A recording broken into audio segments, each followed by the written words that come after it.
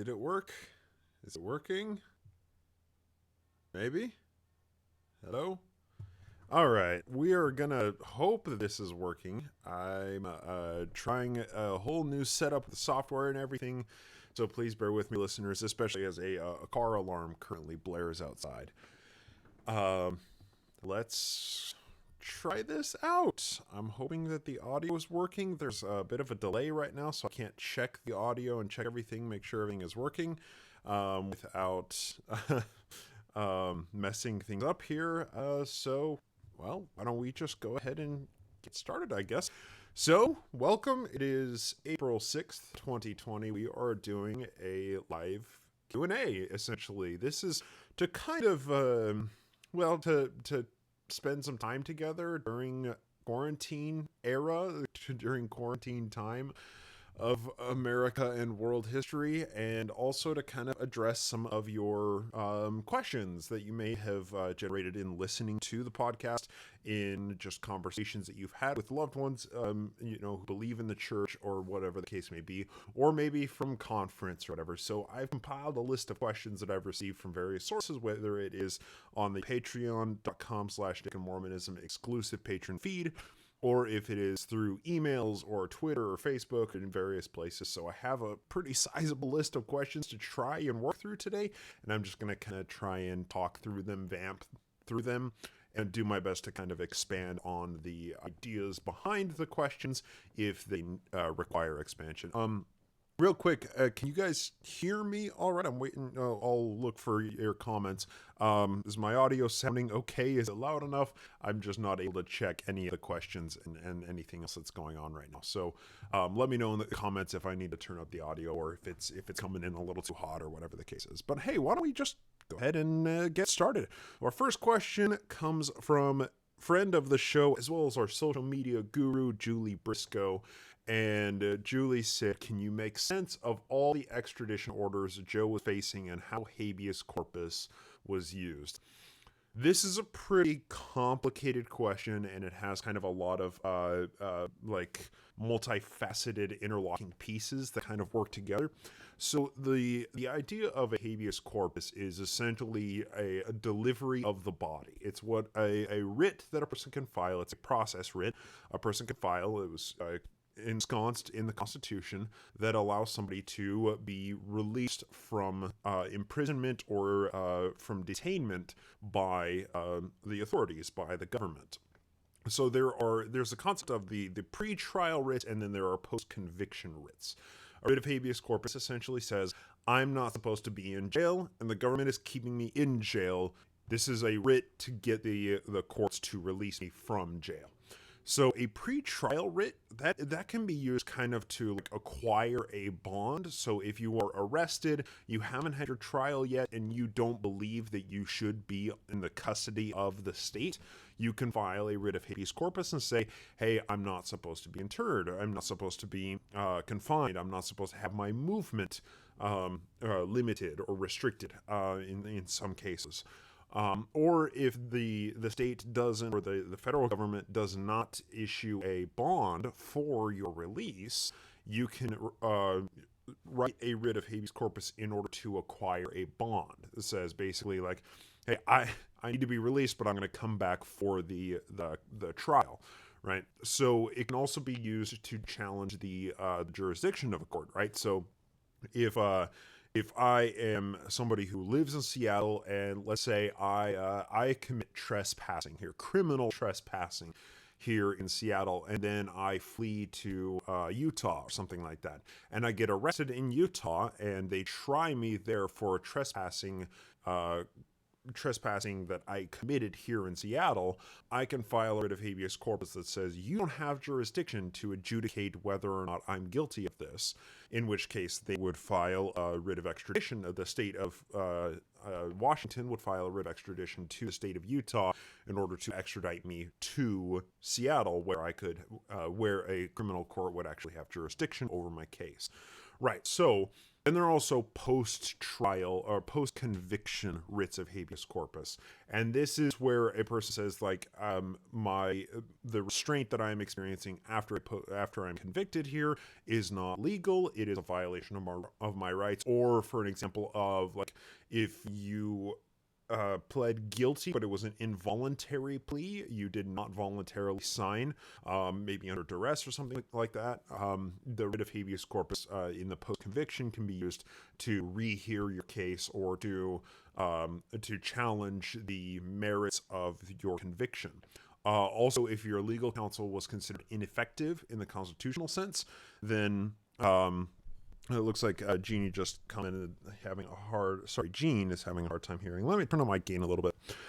So if a legal counsel was considered ineffective to some extent, then you can challenge the entire court, the entire trial, the conviction, based on whether or not your legal counsel was actually effective. And a writ of habeas corpus is used in that case.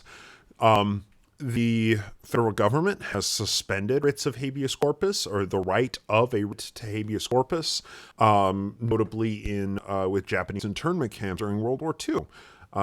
It's a pretty bad example of when our government really it chose to violate our rights that are captured in the Constitution.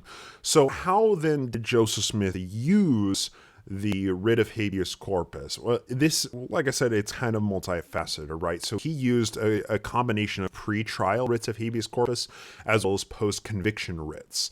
And how he was able to get the post-conviction writs adjudicated was based on his Nauvoo Municipal Court, of which he would often chair unless he was the person who was currently being challenged or being convicted, right? So anytime that he was arrested, the Nauvoo Charter had written into the charter itself the right of people to petition for a writ of habeas corpus, which then would allow the person to take their case to the circuit court in Carthage and determine whether or not that their arrest was lawful or whether they should be released from their arrest based on that writ of habeas corpus.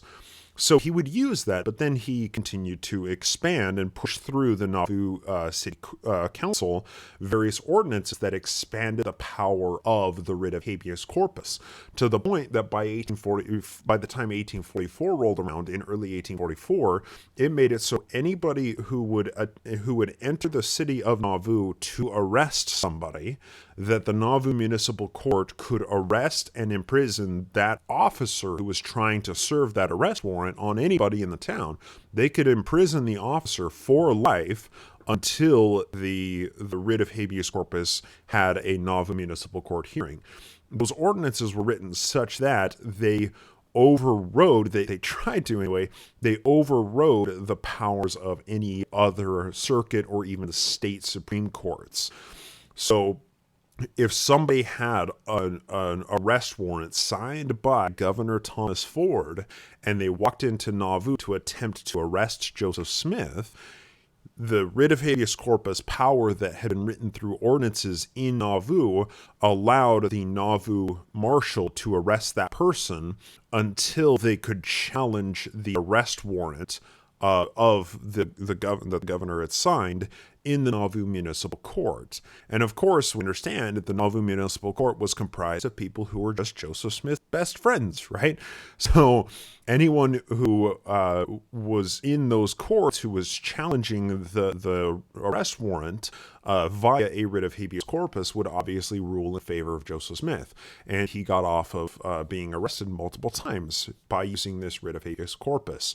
Post-conviction as well, he would use post-conviction writs of habeas corpus in that the merits of a case, or if there was a criminal, Joseph Smith was being arrested for a criminal offense, they would have the hearing, the actual criminal hearing in Nauvoo, and then basically choose to not convict Joseph Smith. And then when, let's say, like Levi I'm trying to pull this off the top of my head. It's like Levi Wilson or something like that, who was an avowed enemy of Joseph Smith, tried to arrest Joseph Smith after they had this trial. Then he was able to file a writ of habeas corpus based on a post-conviction perspective of the writ. And get that as like, hey, we already heard this, and you're trying to have this tried at a different court. This is essentially double jeopardy. Here is my writ of habeas corpus. You need to release me. So there's a lot of kind of interlocking pieces in it, and understandably, as the Nauvoo Charter had created the habeas corpus within the city of Nauvoo, it wrote multiple ordinances and special ordinances. In the case of Joseph Smith, that was the title. One of the ordinances was a special ordinance in the case of Joseph Smith that further expanded the power of the writ of habeas corpus.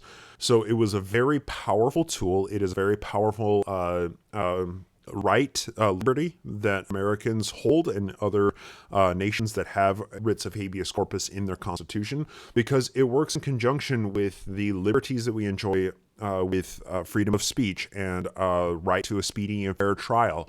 This is one of the interlocking pieces that needs to work together with those other rights in order to afford the most liberty to the citizens of a country while still keeping compliant with laws, right?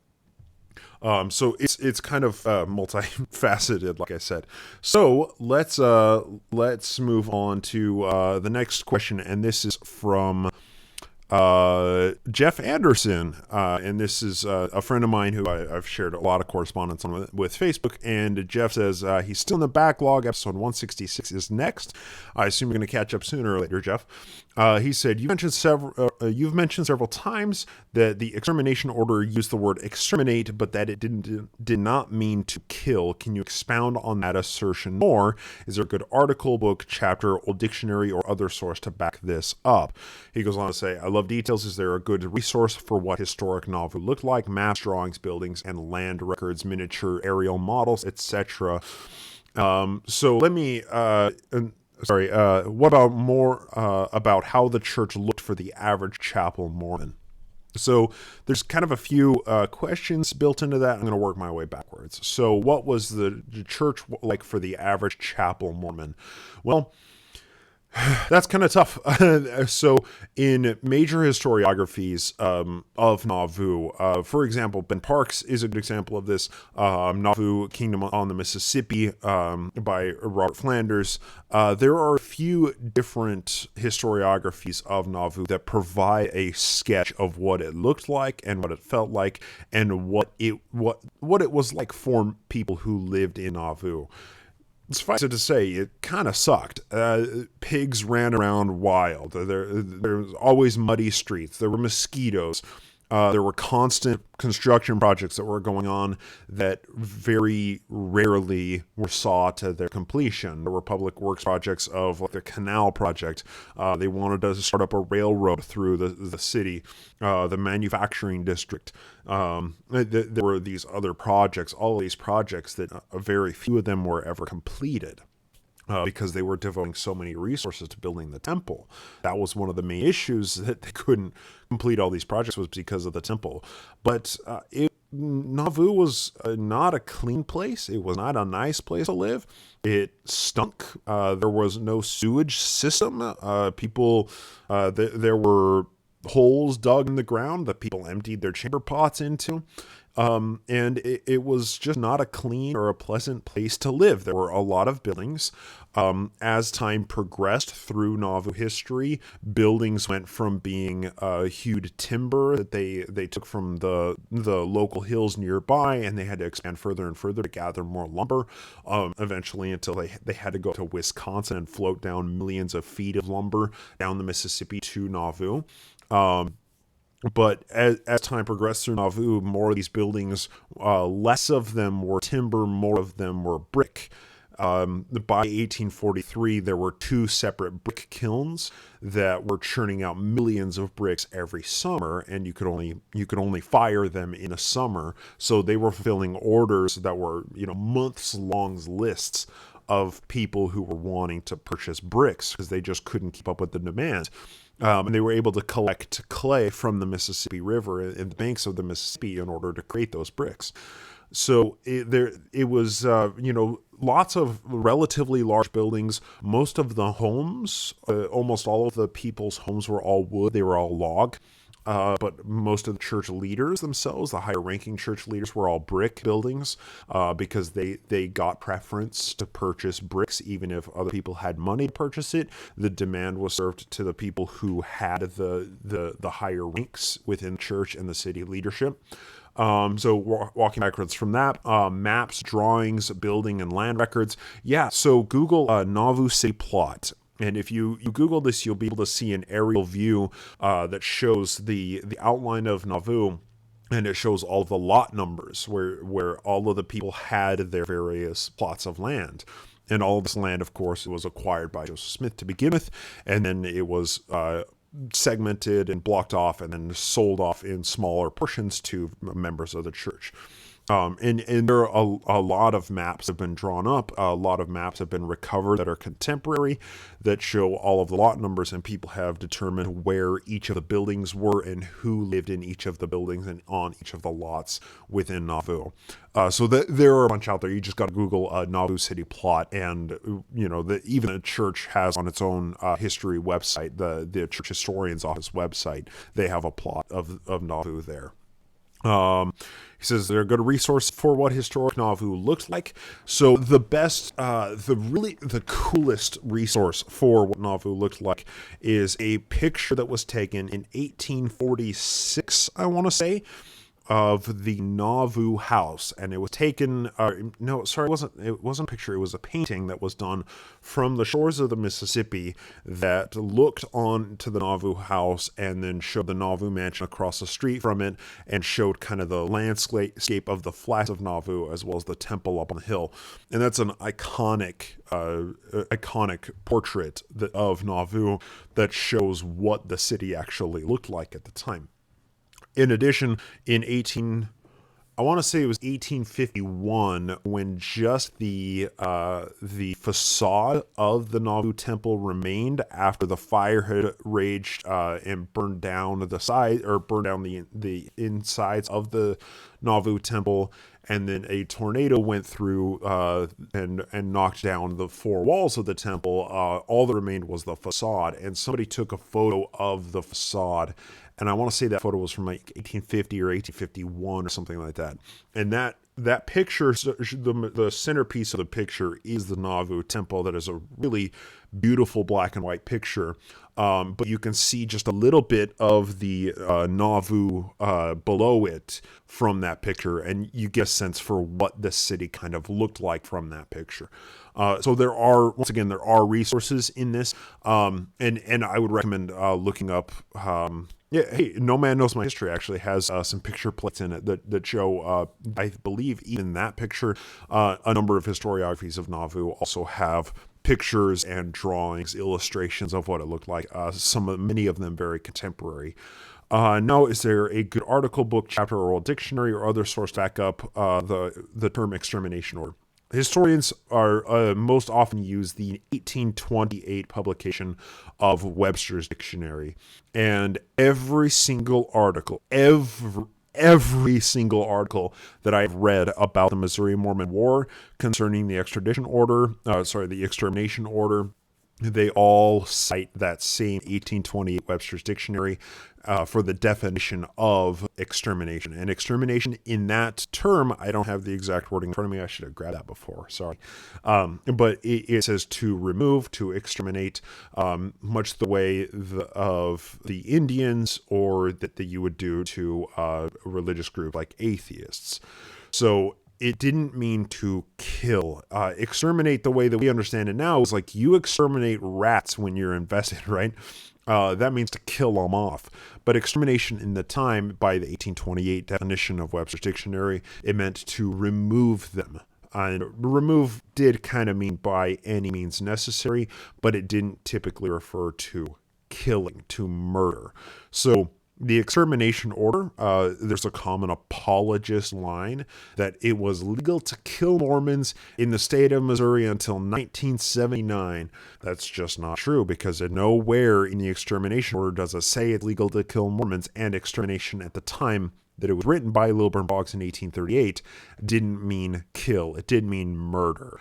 That is just presentist. It's using a present definition of a term that was used differently at the time when the actual document was written. So yeah, Webster's 1828 dictionary is the source for that. Yeah, so that's Jeff Anderson's question. Of course, Jeff, thank you so much for all of your correspondence, and thanks for the question. Let's see. I know there was a question here from at the very top, the very first comment in the YouTube thread, and this came in from Gene, and I want to answer this because it's pretty fun. Gene says, "Do we know what happened to William Law? Did he escape the Danites and live a long life? Did the scoundrel John Bennett do the same?" Awesome questions, Gene. Awesome. So William Law did escape, right? So escape is kind of a weird way to term it because the dude just stayed in Illinois, right? Like, the Saints escaped him. He started his church in May of 1844 with him as the president of the church, calling all of the Mormons of Joseph Smith's church to repentance, and calling Joseph Smith to repentance, and trying to get them to disavow the plurality of gods, intermingling of church and state, and the plurality of wives. Those were three main contentions raised in the Nauvoo Expositor. So William Law formed this faction church within Nauvoo, and they just remained when, after the assassination of Joseph and Hiram Smith in 1844, within 4 years, Nauvoo was almost barren. Almost everybody had left with only very few exceptions. Notably, the Smith family remained. Emma with her kids, they remained. And then she married Lewis Bideman, 3 years after Joseph Smith died on Joseph's birthday, right?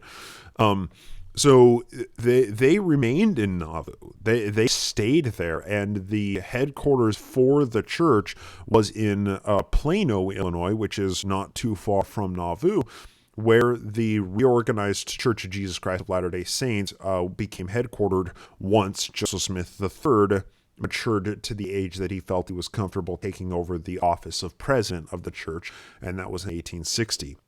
So William Law, he just remained in Illinois. He continued to be a businessman, continued to practice law, and he just kind of did his thing. After he started the church, and after Joseph and Hiram were dead, his church essentially dissolved almost immediately. And in his very late interviews, conducted by Wilhelm Wymetal, as well as published in the Salt Lake Tribune in the 1887 or something, it's very clear that he looks back on that time in his life with profound and deep regret. He was very clearly not happy with what had happened in church, and he regretted starting his own church. He regretted a lot. He regretted finding himself in that situation that he and Jane found themselves in. So he just continued to live his life. Same with John Bennett. The dude continued to work in politics. After his time with Mormonism, he kept on going with his hobby projects. He was kind of an eclectic type of guy. He was really into tomatoes, and he basically bred a strain of tomatoes that are used by like artisan bakers today. Even he was known as like a chicken farmer. He hybridized a breed of chicken as well. He just kind of dabbled in all sorts of things, and was, for his time in Mormonism, for such a short stint of his life, that's what he's kind of most known for. But that was such a very minute period in his life. It may be consequential for people in the church or for Mormons and for Mormon history, but by and large, that was not the most, that's not what occupied the majority of his life. John Bennett continued to be a politician. He continued to have cool handshakes with some of his politician friends, and just continued to live his life after Mormonism. So both of them kind of got off scot-free. They just kind of walked away after all of the movement was done and over with. So next we move on. Let me see. I'm just scrolling through the YouTube comments before I go back to the other questions that I've compiled here. So if you'll just bear with me. Let's see. Yeah, no sewage in Nauvoo. Well, that's the 18th or the 19th century. They didn't have sewage lines. They didn't have pipes that drained the sewage. It was just holes that the people dug. And you tried to make sure that the wells that you dug were on a higher elevation than the sewage holes that you dug. Let's see. So let me go back to my compiled questions. This one comes in on Patreon, the Patreon question thread. This comes from Will M. Will M says, who are some modern day criminals, despots, cult leaders that act like or exhibit personality traits like Joseph Smith? I think it'd be fun and helpful if you could match personality traits or actions that Joe had to modern day characters, real or fiction, like movies, TV, books, that are harder to see and understand from just reading the original documents, traditional historian literature. And so what William says after that, and I'm going to incorporate a direct message from Judy Cottrell, because I've alluded to this a little bit on the podcast before, but Willem says, I've always thought of some things that Donald Trump does as being similar to how Joseph Smith behaved. Also recently, there's been some funny, plausible comparisons with Joe Exotic or Bhagavan Doc Antle from Netflix's Tiger King series. I haven't watched it yet, but it sounds par for the course. So then Judy also adds in, please compare the personalities of Joseph Smith and Donald Trump. Their similarities might explain why so many Mormons support him. What do I do with that? So I try and stay away from politics because there are a lot more people who are much more educated in politics talking politics than me. But it doesn't stop me from occasionally adding a little commentary or drawing some parallels. Back in 2018, I believe it was, I was in Chicago and I hung out with Tom and Cecil, Gloriole Studios in Chicago. This is cognitive dissonance, right? And I went to their studio and we did a broadcast of cognitive dissonance, and I also got them to sit down and record for like an hour and a half for Naked Mormonism. So if you haven't heard that episode with Tom and Cecil, I think it's titled Worst POTUS Ever. And it was just in the wake of Donald Trump being elected.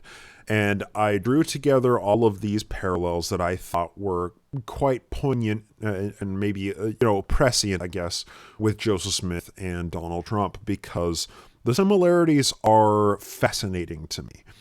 And I came away, my ending was like, we're going to determine who is the worst presidential candidate ever. And after I drew all of these parallels together, I was like, and now for the final word, Joseph Smith is the worst presidential candidate because he was assassinated on the campaign trail, right? And that makes him the worst candidate because he's a dead guy, right? But the similarities are profound, and they are there, and they are interesting to me because what it does is illustrates what charisma and a cult of personality can do for a religious leader or for a person who's leading a type of a cult of personality, right? And what we see today with the mind control mechanisms within our politics right now of the otherizing, the demonizing and vilifying of the other sides.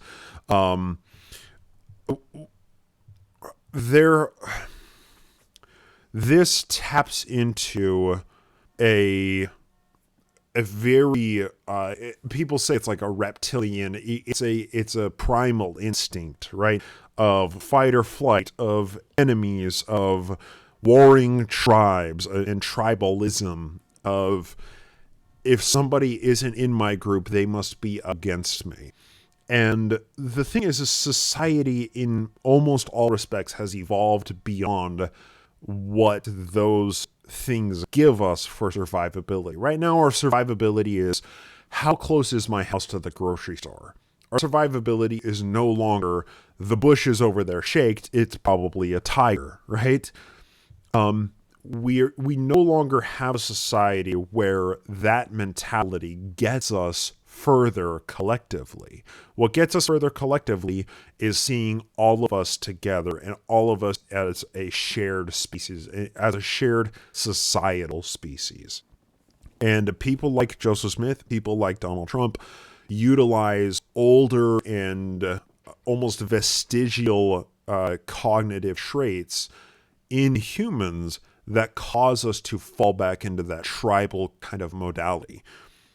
You are my enemy because you are against something. You are my enemy because you don't agree with me. You are my enemy because your hat is red instead of blue. You don't agree with me. You are my enemy because you worship a different god. Therefore, you can't even travel to my country, right? So Joseph Smith did the same thing, right? And Joseph Smith did it by making the people who were enemies the enemies of the church. And he used his buzzword as mobocrats, right? We have Democrats today and we had mobocrats in Joseph Smith's time. Anybody who were labeled as mobocrats, they were enemies of the church. They were enemies of the kingdom of God. They were enemies of Zion. And anyone who was labeled as a mobocrat were seen immediately as an enemy, regardless of who they were, regardless of what their actions were. If they did something that displeased Joseph Smith, he labeled them as a mobocrat, as an enemy, and then, well, they couldn't do anything. They couldn't say anything that would convince members of the church that they had any legitimate grievances with Joseph Smith or with the church. And we see it today in the church, right? Anti-Mormon literature, anti-Mormon propaganda. It's that same kind of tribalistic and othering and vilifying of people and of their sources and of the information that they have that doesn't get us further in society. It worked really, really well in times before we had skyscrapers, but now it's vestigial. It's no longer necessary. And in many ways, it hampers our advancement as a species. But the parallels are powerful, and they tap into what charisma and the way that charisma is utilized in order to create a cult personality, in order to create a base of rabid sycophants that are very quick to violence, are very quick to dehumanization, are very quick to follow the words of the leader without ever thinking about it, because when the prophet speaks, the thinking has been done, right? So there's and Julie commented fake news. Yeah, that really is it, right? We have mobocrats, we have anti-Mormon literature, and we have fake news, right? The similarities run deep, and what they really are is the similarities. We're not necessarily seeing similarities between the people, but what we are talking about, what I'm talking about here, are just recognition of patterns. We see similar patterns, and we see similar escalation of groups of people who increasingly disagree with each other, increasingly can't live with each other. And it never leads to good. It doesn't. It only leads to escalation and feedback loops of higher escalation. And I'm always looking for anything that can turn down the heat on these kind of formulas, because it's scary. Matthew also adds Hearst. Yeah, William Randolph Hearst. Yeah, was the king of fake news and became very powerful. Yeah, Hearst has been real great for America. Real good guy. So next, I want to answer a question from Will M, who says, maybe these have been answered somewhere, and he says, can you give us a teaser of what you have planned for the assassination? Can you share a rough plan of how you plan on structuring the podcast post-assassination? I'm just thinking about which sects of Mormonism do you plan on covering, how the coverage of the Brighamite sect will be different than the Year of Polygamy podcast, etc. So, first off, I'm not Lindsay Anson Park. This is not Year of Polygamy, right? She does a fantastic job of what she does, but her podcast is extremely narrow. After she finished the year of polygamy, of going through Joseph Smith's wives, her scope obviously expanded significantly, and much of it is just Utah history, because that's the majority of polygamy history really lies in Utah. So this is not Year of Polygamy, and I will never be as good as Lindsay, and I will never be as good of a researcher as Lindsay. how does the podcast look going forward? So the assassination itself, this is a good question because this is coming up really soon, right? The Nauvoo Expositor is happening right now. Like the show notes that I'm putting together right now on the show for episode 202, is it? Yeah, 202. They are for the city council meeting where they determined to burn the Nauvoo Expositor, pie the type, throw it out into the streets, and burn everything up. And where it was carried out by the city marshal, John P. Green. So that's what we're covering on this week's episode. And it's a very short sequence of events from Nauvoo Expositor to Carthage Jail. We have a few weeks, right? So last week, we advanced a single day in the timeline. This week, we're advancing only 2 days in the timeline, right? Things are very rapidly happening and rapidly accelerating in Nauvoo history, and I'm taking my time to kind of get through them and try and create a very holistic narrative of the Nauvoo Expositor and the 3-week period from the Expositor to the Carthage shootout. How's the assassination going to be handled? I don't know how many listeners are going to listen to this Q&A or are going to pay attention to this, but maybe you are, maybe not, but I think I've only shared this with a couple of people, but how I'm going to handle the assassination is a 10-part series on the podcast. I know that seems crazy, right? It was a single 5-minute period of a single day. How can it take 10 episodes to cover it? But there's a very specific reason that I'm doing this, and it's one of the main reasons why I'm doing the Q&A tonight. Nauvoo history is super complicated. What's happening right now in Mormon history is super duper complicated, and there's just a lot of information that's both been presented on this podcast and has been written about this time period of Mormon history. When I started Nauvoo 3 years ago on the podcast now, I was scared. I was downright intimidated to get into it because I knew that the body of literature concerning Nauvoo is so much more expansive than any other era of early Mormon history. If you just take a stack of the books about Nauvoo versus the stack of books about Kirtland, they're not even comparable because Nauvoo is so much more aggressive and so much larger, and it becomes the era when the church turns into a multinational organization and becomes deeply embedded in politics, in American politics. So there's just so much more going on, and I get the sense that I'm talking on the podcast and people are having a very hard time grasping what I'm saying. And I don't want that to be the case. I always set out from day number one to be accessible, serialized Mormon history. That's my elevator pitch. If you don't know I'm trying to do my best to communicate to everybody the difference between William Law and William McClellan, right? And William Wines Phelps. To everybody walking on the street, if you ask, hey, what's the difference between William Phelps and William Law? They have no idea. They don't even know who those people are. They don't know if that's a modern day, folk singers, right? They don't know what that is, right? I'm trying to create information in such a way that you can answer those questions for yourself and it's consumable, understandable information. Through studying this and through creating this podcast, through writing 15-page scripts every single week for this podcast, I've built up a body of knowledge that's in my mind that is becoming more and more clear to me has not translated very well to the podcast. And that's just because the body of literature that I consumed is so much more vast than it was during the Kirtland and Missouri era, right?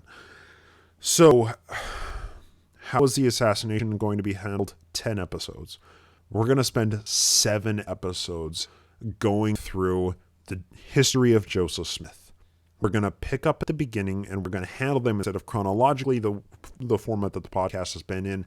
They're going to be topical. 7 topics in Joseph Smith's history that are going to basically lay out how we got to Carthage.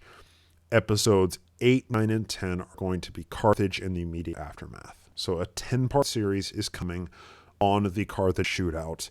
And what I want it to be is a resource that somebody can pick up on episode 1 of that 10-part series, and they can know enough of Joseph Smith's history to be able to take that information and communicate it with anybody who knows nothing about Mormon history. Because I get the sense that the podcast is so deeply mired in the source documents right now that listeners have lost that ability to capture what I'm saying, to capture why it's important, and be able to communicate that effectively, especially to like believing loved ones or something. So it's going to be very large. It's going to be very complex. But what's the podcast going to look like after that? That's something that I have a lot of thoughts about myself, and I'm not ready to share those thoughts yet. There's still a lot in the planning phases right now. But things are going to change. It's going to look a lot different because it is a schism grenade after Joseph Smith's death.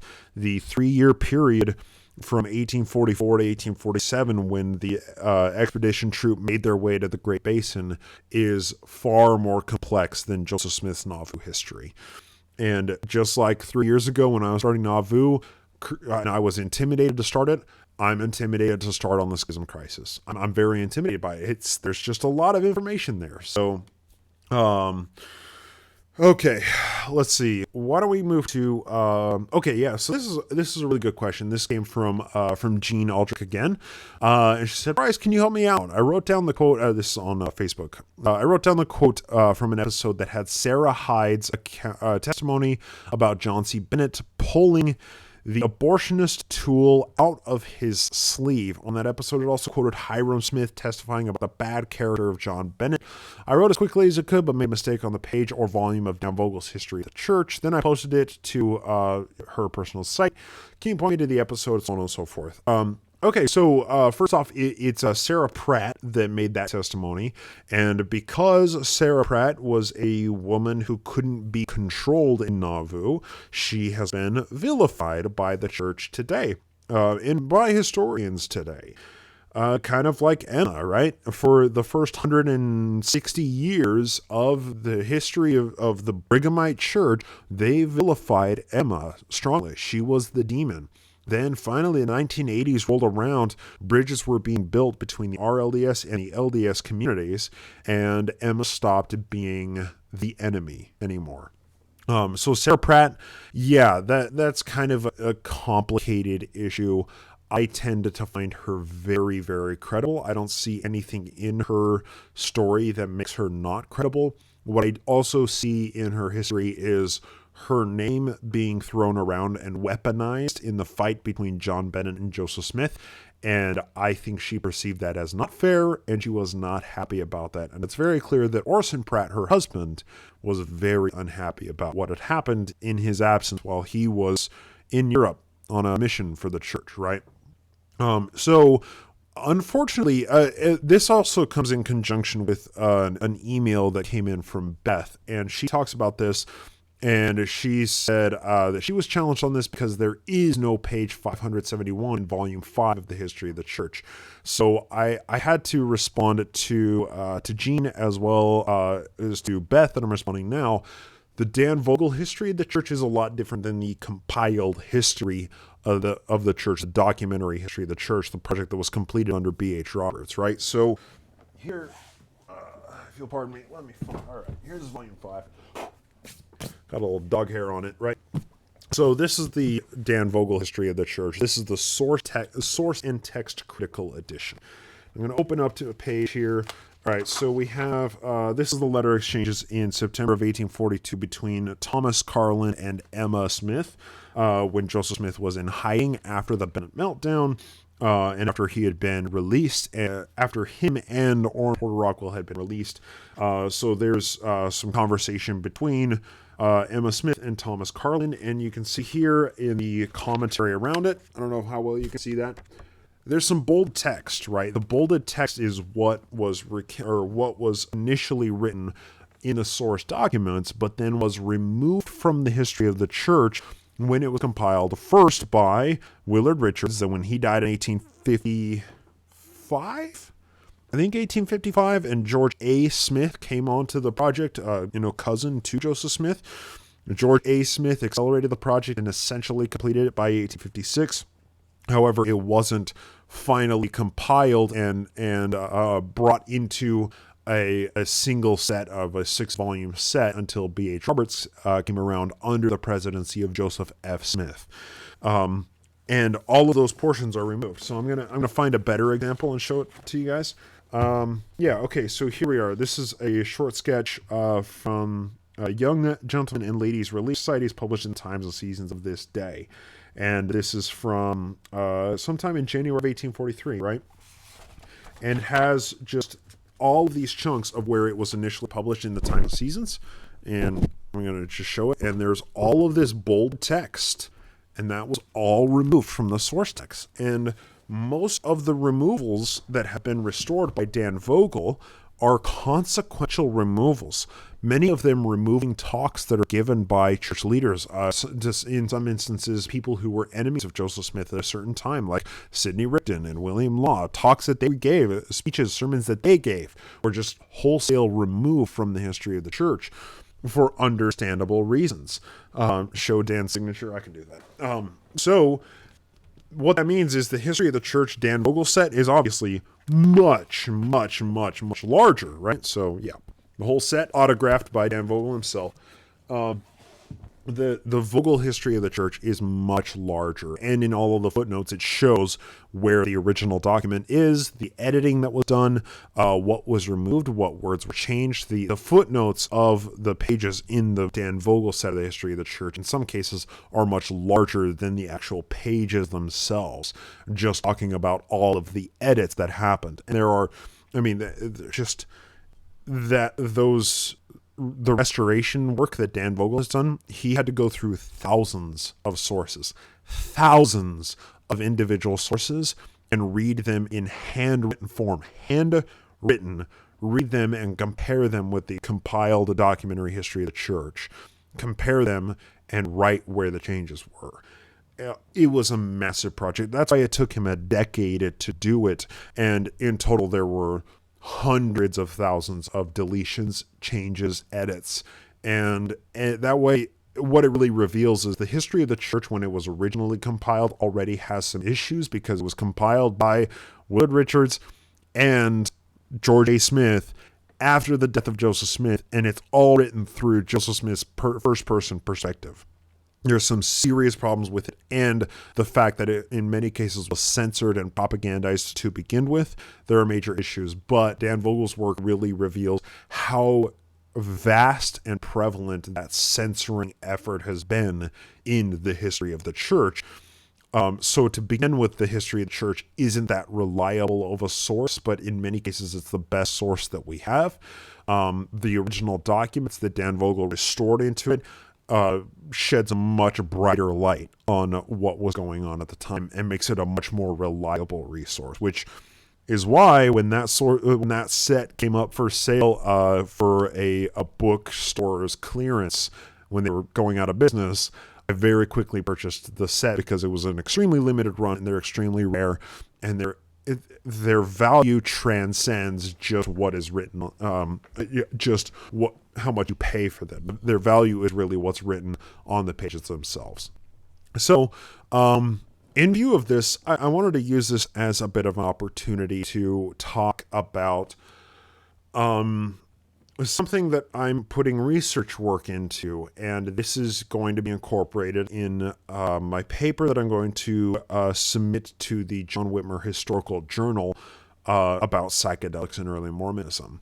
And Cody Nakoni, my co-author on all of these, and I are working on a fairly late draft of this paper. It's not ready for submission right now, but it is a culmination of everything. It's not only the Revelation Through Hallucination Sunstone self-published paper, but also a fair amount taken from the Journal of Psychedelic Studies paper, and a ton added to it to just make this Smith entheogen theory so much more vast and expansive and rock solid. We've had a lot of feedback from historians who have read early drafts of it and who have shown us where there are holes and issues in the paper, and we've done our best to kind of sew those up, and there are still a few more holes that we need to work out. But what I'm studying right now, and the section that I'm working on right now, is the Relief Society and John Bennett, right? Because there's the Hiram Smith affidavit that was crafted in such a way as to smear John Bennett and make him seem not reliable. And I'm trying to be careful with how to talk about this because it's such a complicated issue. When the Hiram Smith affidavit was taken, and when Sarah Pratt's affidavit was taken, these were done with the necessity of painting John C. Bennett in the worst possible light, because the church was working at an organization-wide propaganda effort to destroy any credibility that John Bennett had, because he had published his articles in the Sangamo Journal, but he had yet to compile everything that he needed for his History of the Saints, his book that was published at the very end of 1842. So Hiram Smith and Sarah Pratt's affidavits about John C. Bennett are really, really tough because they were created with a motive. They were created with the need to make John Bennett to be an absolute monster. And I get that. And that casts their reliability into question. We just have to bear that in mind when we're dealing with this. But how this factors into the Smith entheogen theory is herbal remedies and the way that herbs and vegetable doctors of the day were using herbs. And buried deep in magic traditions, in occult and magic traditions, are the lessons of shamans and occult practitioners who used plant medicines and transmitted that knowledge through handbooks and through allegory. And in many of those traditions, they talk about the hypnotic effects of these various plants, these various herbal remedies that were being used. And when we talk about hypnotic today, that's stage performance stuff, right? That's Las Vegas. That's a hypnotist bringing a bunch of people up on the stage and getting into dance when they're like, hey, I don't want to, right? And it's performance art. But hypnotism back then, the way that it was defined back then, was a system, was basically lulling a person into a suggestible state of mind, kind of like it is now, but with the augmentation of plant medicines. So where this kind of fits in within John Bennett being a vegetable doctor, as well as Frederick G. Williams, who died in 1842 as well, right, is they had the knowledge and expertise to create plant medicines and create tinctures that could hypnotize people or could put them into a suggestible state of mind. It could basically cause them to release their inhibitions. Put very simply and very abruptly and crassly, date rape drugs, right? I'm of the opinion that John C. Bennett was likely supplying Joseph Smith and other church leaders with date rape drugs. And when the results of that, the inevitable results of that were pregnancies outside of wedlock, then he was able to administer plant medicines to affect abortions, oftentimes ergot. That's really tough to deal with. And if I'm going to write an article to be published in the John Whitmer Historical Journal about that subject, it's got to be rock solid, because most people balk at the idea that there was even the concept of abortion existing at the time, or any family planning, which is presentist, right? Because family planning has always just been, in society, a woman's duty, right? As much as I don't like that, as much as that pains me to say, the society has determined that it has been a woman's job for so long to be the family planners. And birth control is something that has been happening for a long time. And that is something that has been oftentimes administered through abortions, chemically induced abortions through plant medicines. So John Bennett, having the physical tools to perform abortions, according to Sarah Pratt, as well as having plant medicines to administer abortions, according to Hiram Smith, I think also leads to a window where he had the knowledge and expertise to administer plant medicines for the hypnotic properties, for the sedative properties of them, which understandably could be very, very useful to people like Joseph Smith. So that was I digress. That was a very long rabbit trail about the topic, but I just wanted to let both Gene, Beth, and all of you people listening and watching right now that's a really big topic. Sarah Pratt and John Bennett administering abortions. There's kind of a lot more to it, and the influence of drugs on early Mormon history just kind of has a lot of interlocking pieces, and John Bennett wasn't a good dude.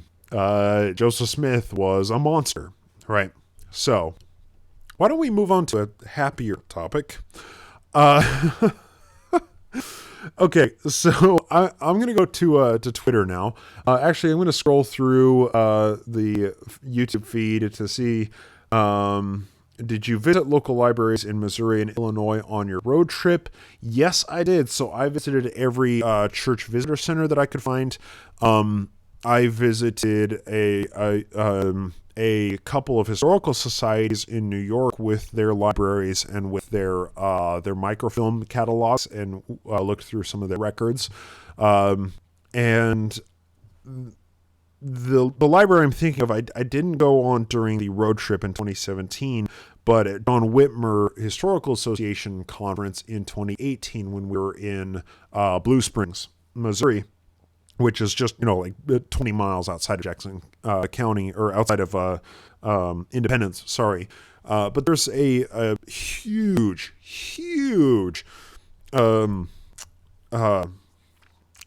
family history library there. And we, me and like 6 other historians spent like 3 hours going through their document records, their original microfilms of these document records of Missouri from the 1830s, 40s, and 50s. And it was super cool. And what was really fun with it is John Hamer was one of the people I was there with. And John Hamer, by trade, is a cartography historian. He is a historian of maps. And they had in these huge slide out drawers maps that are the size of, dinner tables, these massive maps that were original maps, not very well preserved, but just in big drawers. You pull them out and you can look at them, and there are these maps from the 1850s, 60s, 70s of various counties and various towns in Missouri. It was a super cool trip. The people who I went with on that trip to that specific library were just amazing, and it was a lot of fun. Hey, if you want to have fun, go and hang out at a library with a bunch of historians. It will blow your mind. There are a lot of cool libraries. I've only been to a few, and whenever I go on trips, I try and go to historical society or to libraries because they are just that cool. When I was in Rochester, I went and looked at a one-of-a-kind document with a number of historians and a document collector at a local church there. A woman who was the church historian and had just been elected to be county historian showed us a one-of-a-kind document from the old meeting minutes from 1828 from one of the church meetings. It was, I believe, a Presbyterian meeting there in Palmyra. Right, just cool stuff. There's a lot of really cool stuff out there. All right, so next question. Let's jump to Wayne from Twitter. This is Wayne Leonard. And he said, my question is, how would you approach someone you care for in terms of trying to explain to them why Joseph Smith was a fraud and how the church is based on lie after lie? Are there some key facts that you've shared with people and they've really been taken aback or taken it seriously? Oh, boy. Well, Wayne, you kind of tapped into something that keeps me up at night. How do you communicate Mormon history to people who don't know it, or to people who only know a certain version of it? I'm gonna take a drink. That's a tough one, and it's something I wrestle with, and it's a tough one specifically because there is no right answer. There's no right answer of the right way to communicate a topic to somebody who is averse to having that conversation. It's very challenging. All that I have found successful is sharing my passion. So, what I mean by that is Mormon history is my passion, and I have a body of knowledge from which I can draw in order to have a conversation about it.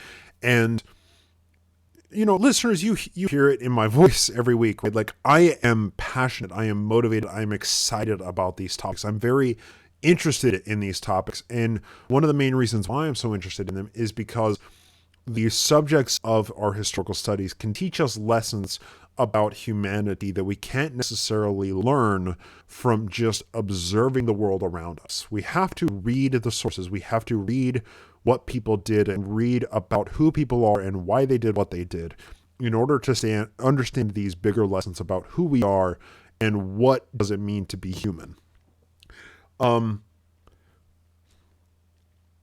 only way that I've found effective is sharing that passion and sharing that exploration of thought with people. So I never berate people with facts about Joseph Smith's life, right? I'm not the CES letter. That is not my intention. That is not my mission.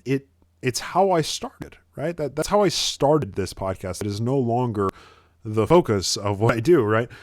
It's much more about sharing a passion and trying to understand who people are and understand who we are based on information, based on facts, right? Let me try and dream up a good example here. Why don't we just run with the Nauvoo Expositor, right? The Nauvoo Expositor was anti-Mormon. It was anti-Mormon, and then, the printing press was burned down, and then an anti-Mormon vigilante mob martyred the prophet in Carthage. We can take that propagandized and whitewashed set of assertions and tease apart a lot of it by asking leading questions. People don't listen when you tell them stuff. People listen when you make them think.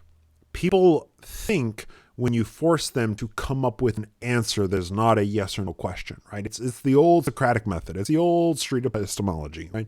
You ask people questions in order to lead them to the conclusion that you have come to with, right? So, the Nauvoo Expositor was an anti-Mormon rag.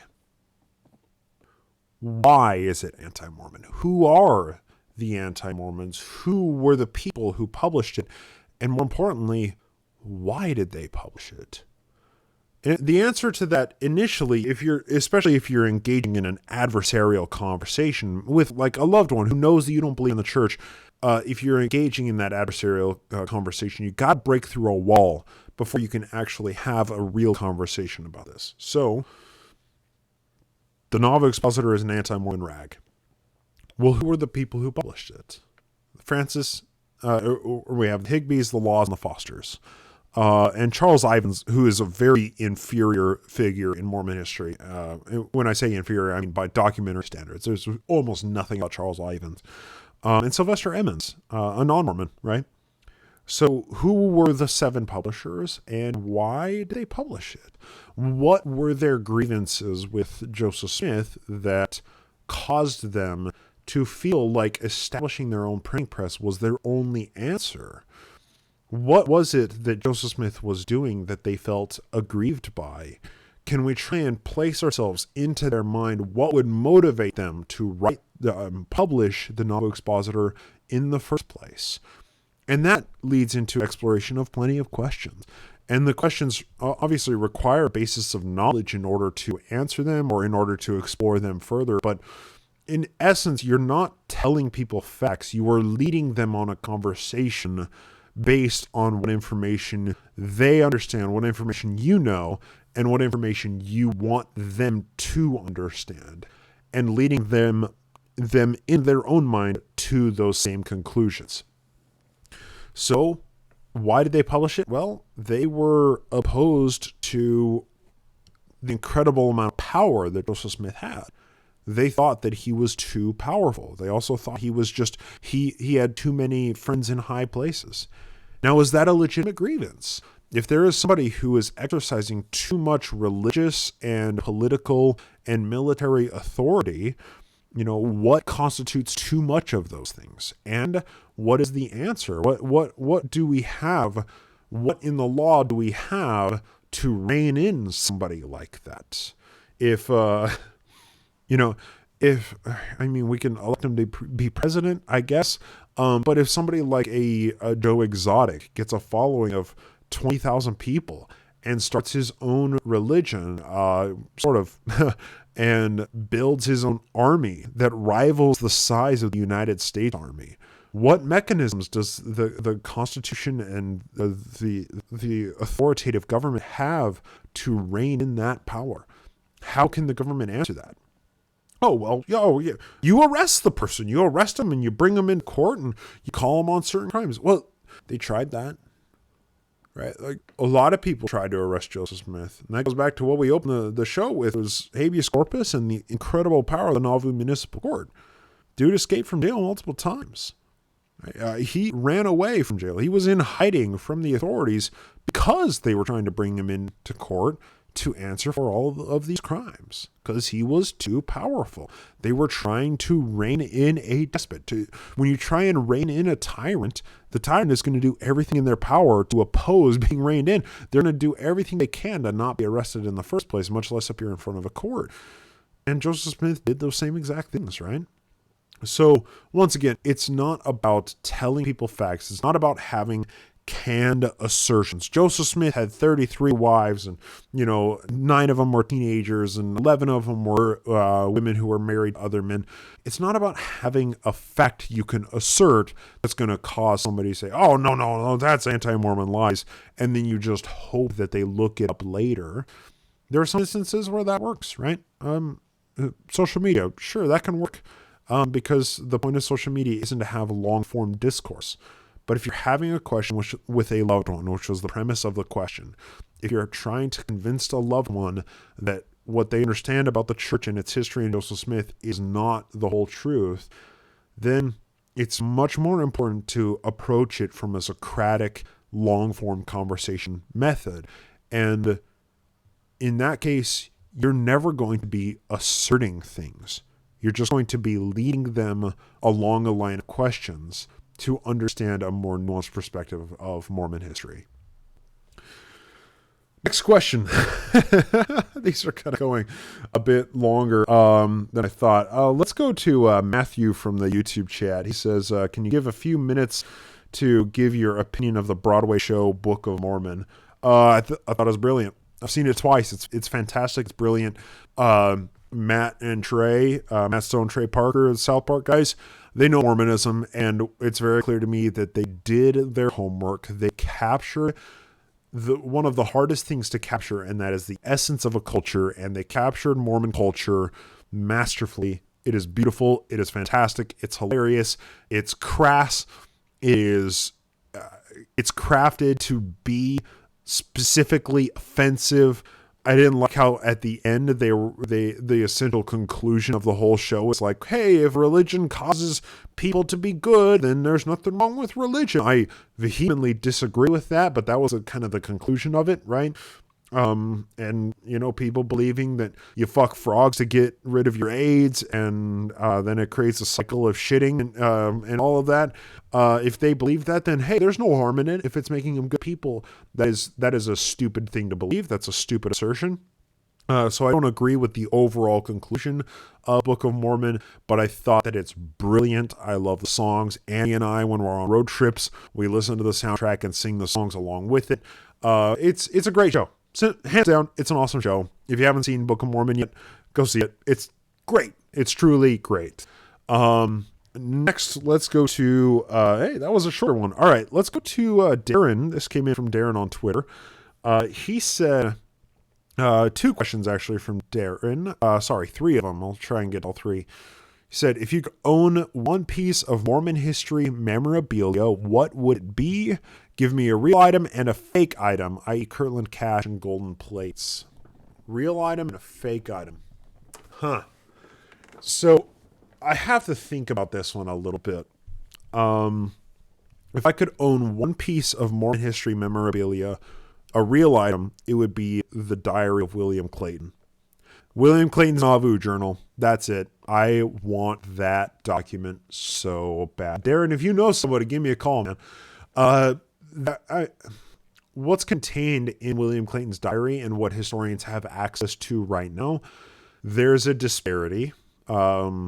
This book, George Smith's An Intimate Chronicle, right? This has the Overland Journal.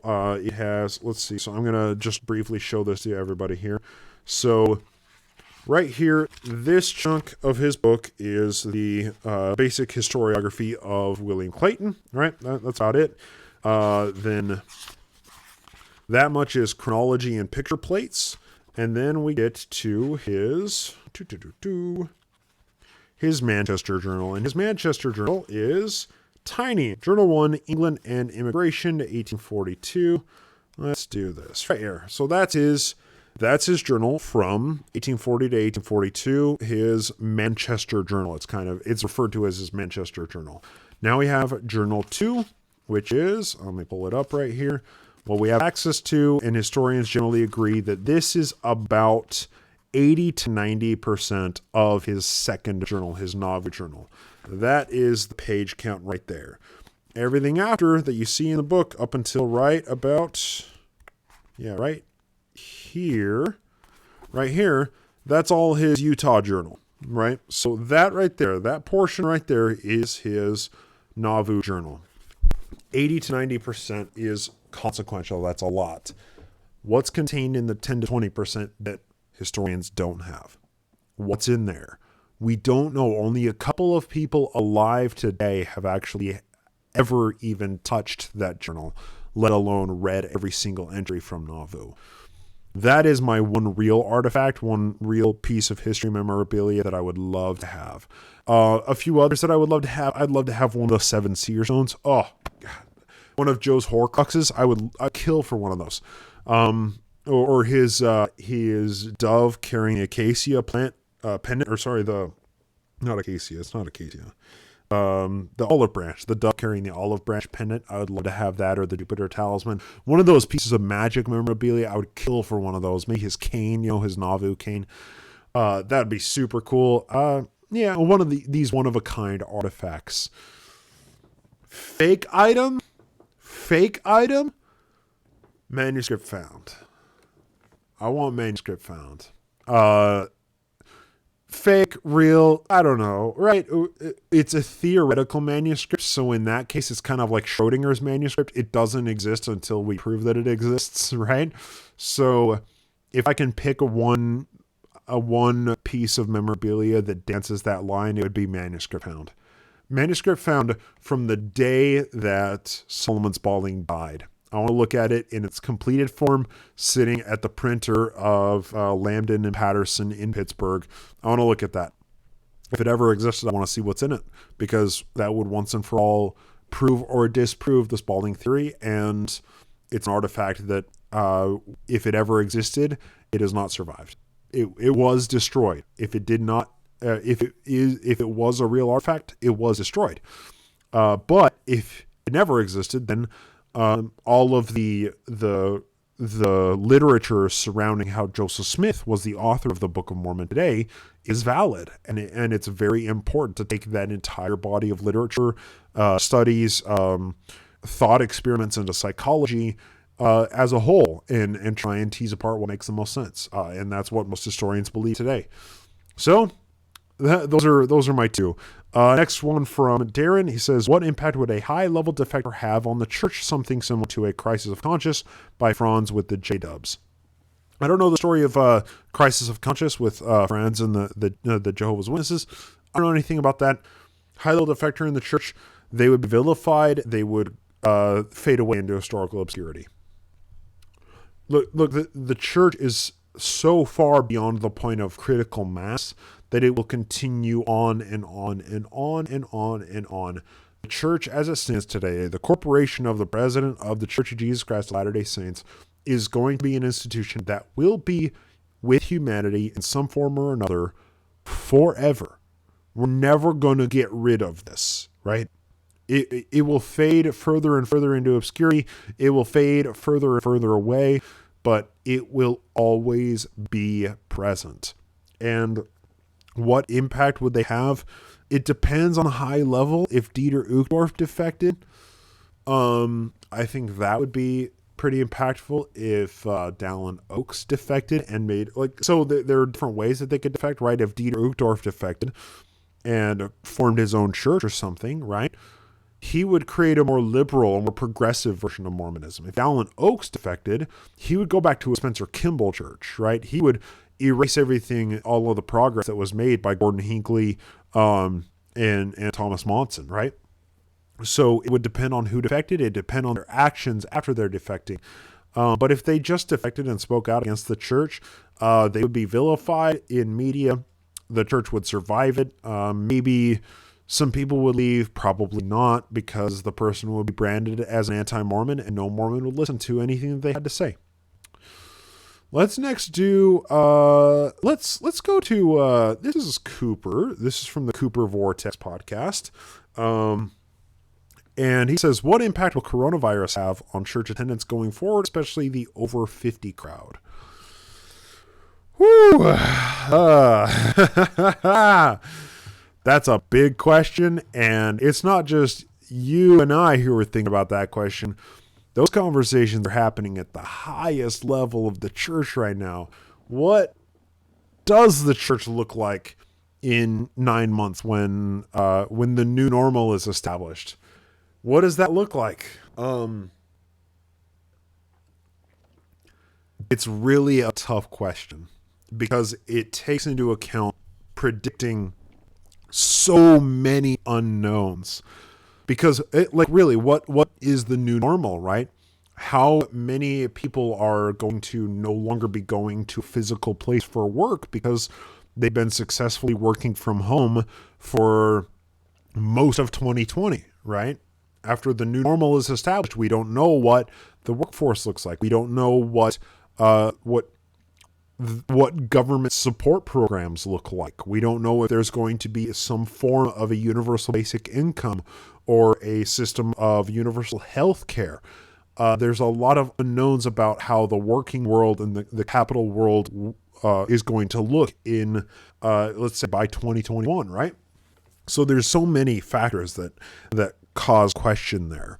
But what this is doing in so many ways is forcing the church to debut programs right now that are not ready, right? So Come Follow Me was already haphazardly thrown together to codify and to modernize and to digitize all of their manuals and get everybody on the same curriculum.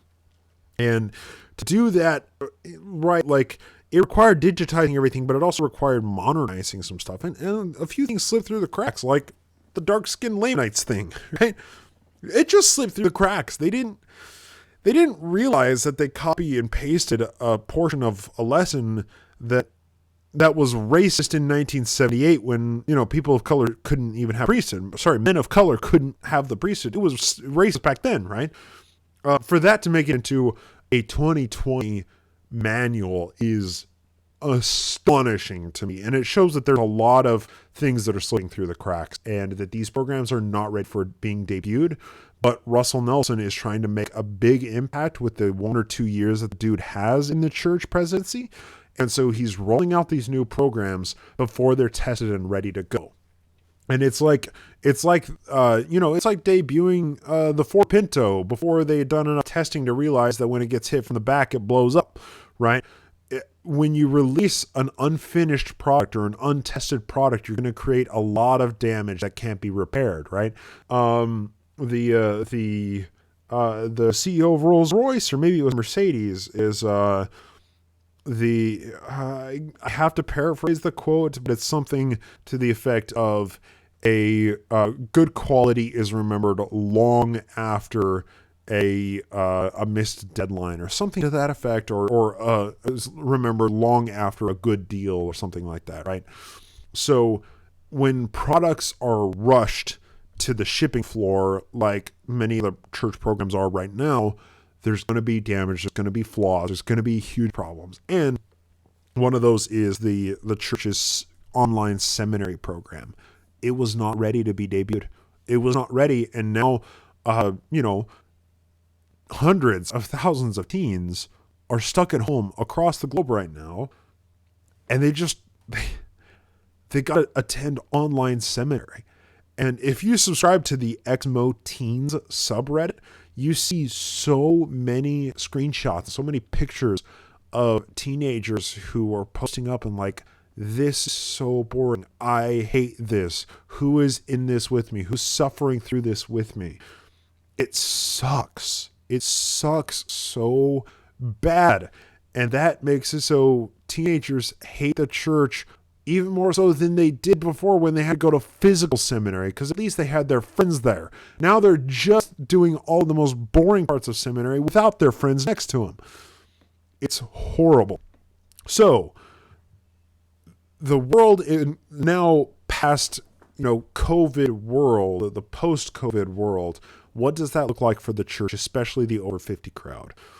Over 50 immunocompromised are my parents, right? I don't know if they're ever going to go back to church.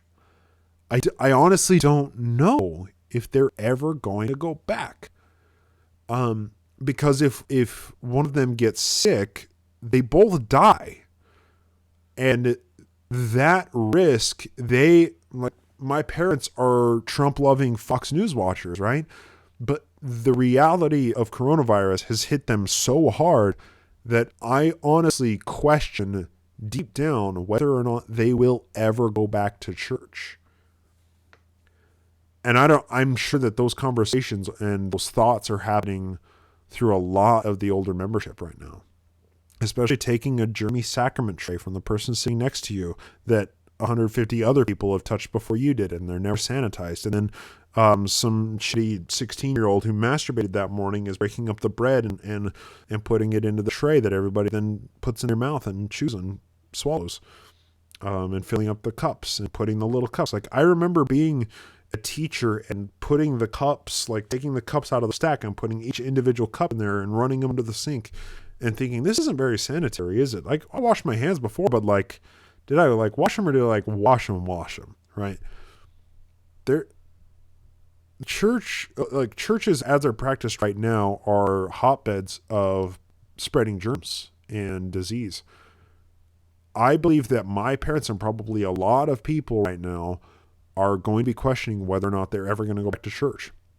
What does a church look like when those people say, I'm not going physically to church anymore? It's a real good question. It's a really, really good question. I wish I had an answer, but we're going to have to wait for a year to see. You know what? Let's, there are a few more questions, but I think I'm going to save them for next time. And instead, I'm going to wrap on this final question that came in from Darren.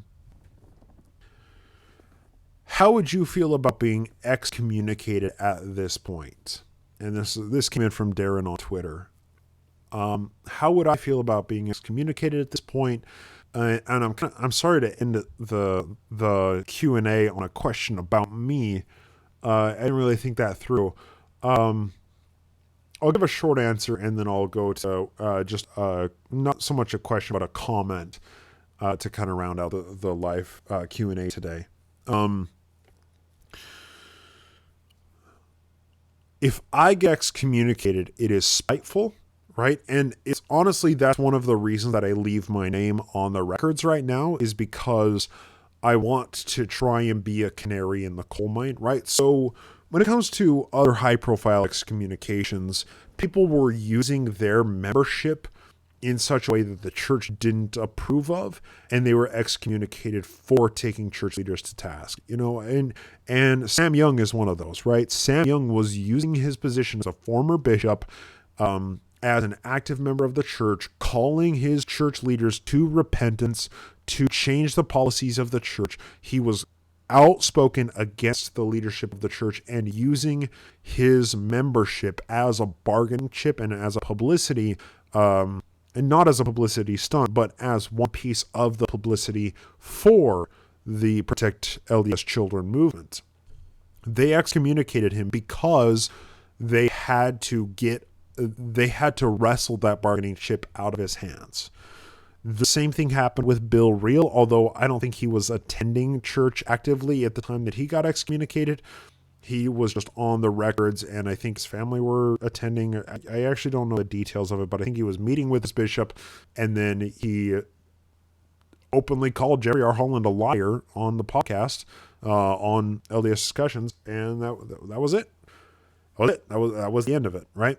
He got excommunicated because in some way he was using his membership. Same thing with John DeLynn, same thing with Kate Kelly, same thing with these other high-profile excommunications. I'm not using my membership in the church. I'm not using my calling. I'm not using that as publicity. I'm not using it as a leveraging point or as publicity to gain more attention.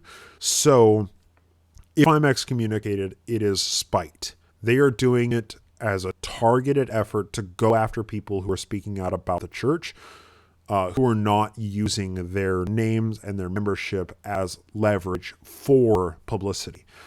So if they excommunicate me, they're going to have to start excommunicating everybody with a Twitter handle that links to a real person who still has their membership name on the rolls, right? I feel like if they choose to excommunicate me, that will be a turning point in the church's efforts at targeting people who speak out about the church. So I want to be that canary in the coal mine. So final point, and this comes in from Emerson Van Note, and Emerson is reacting / responding to the Zion D&D campaign. Darren commented, "Great question, Darren." That was a great question, Darren. Don't you agree, Darren? All right. So Emerson says he's they are a Nevermo introvert friend of Marie from my Book of Mormon podcast, right? And this person just switched their support from my Book of Mormon to Naked Mormonism because, quote, "I so want Zion D&D to be a thing," in caps. So, listeners, if you don't know, my Book of Mormon podcast is coming to an end. We have now read through almost every single revelation from the RLDS Church. We've read through all of Joseph Smith's revelations, canonized and uncanonized. And now we read through all of the revelations of the prophets who followed him after Joseph's death, through the RLDS and Community of Christ tradition. And we are going to be recording Revelation 165, I think this week, and then we are done with my Book of Mormon. So what Emerson did instead was take their patronage from my Book of Mormon and transferred it over to Naked Mormonism because they so want Zion D&D to be a thing. So yes, thank you so much, Emerson. Sorry. Thank you for supporting the show, and thank you for being interested in the Zion D&D. I'm super excited about it. I want to continue to be a dungeon master for Marie and for Tanner, and try and put Mormon history into context by putting it in the form of a narrative story through a Dungeons and Dragons lens. So it looks like Emerson is on board with it, and quite a few other people are. So Emerson, thank you so much for sending that in. Thank you for switching your support to it. And yeah, I think that is going to wrap it up for today. Pardon me. Yeah, I think we're going to call that an hour and a half of broadcast. Feels like it's longer than it should have been because this isn't a co-hosting thing. It's just me talking with some YouTube comments coming in I'm just scrolling through to see if there are any other YouTube comments or any other comments that I should address right here, or any other questions. Let's see. I think, yeah, I'm just looking through the questions. I don't think there's any other questions to jump into. There's one. Does the painting have a name? Talking about the paintings of Nauvoo. I actually don't know what the name of it is. But there are a few of them. Just trust me.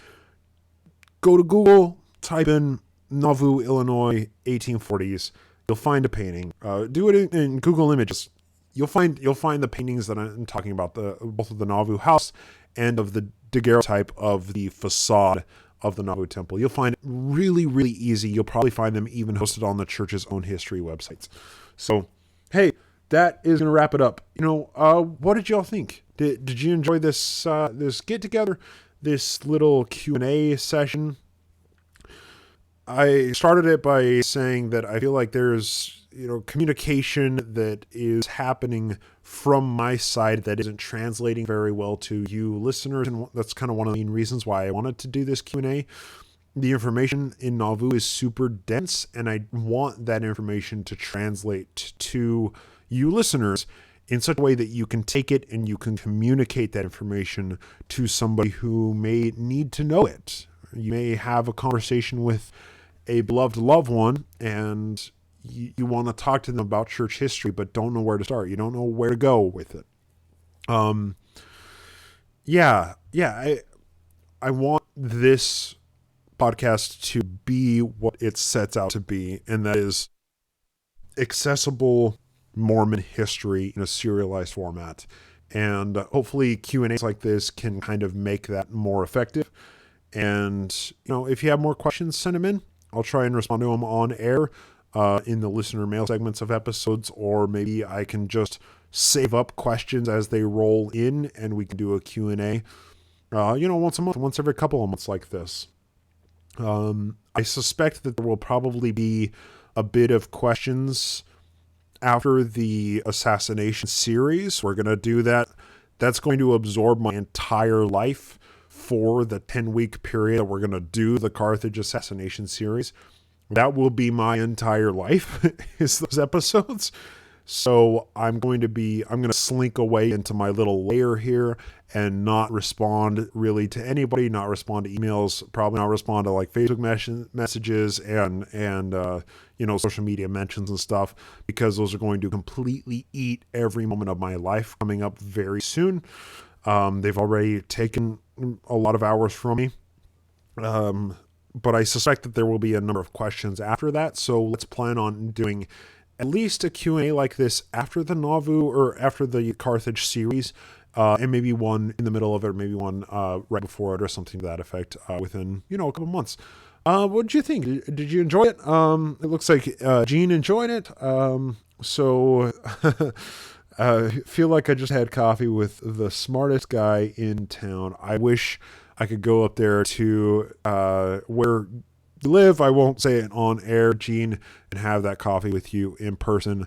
I'd like to get to know you. I've really enjoyed talking to you. And to everybody who's sending these questions, everybody who has communicated back and forth, I've really enjoyed it so much. And, thanks for sending in the questions.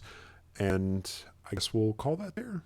I'll hope to talk to you next time here on the Q&A live stream Naked Mormonism YouTube channel podcast, because this is airing on the podcast feed as well. Oh well, whatever. Take care, everybody.